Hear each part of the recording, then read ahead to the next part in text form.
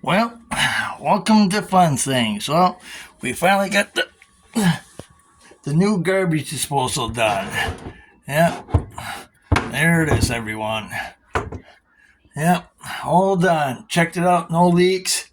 Um, uh, yeah, it's a little loud. I mean, it's not super quiet, but got it all in, all the plumbing done. Well, that's still original plumbing. Just had to disconnect right there and then disconnect right there, so that's all good. Get it up underneath the sink. That's what it looks like under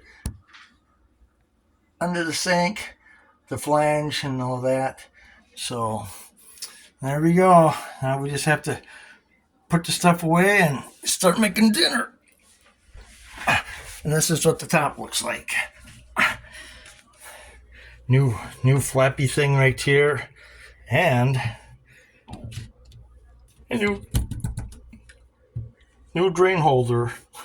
So there we go. We're all done. Now we can start making dinner.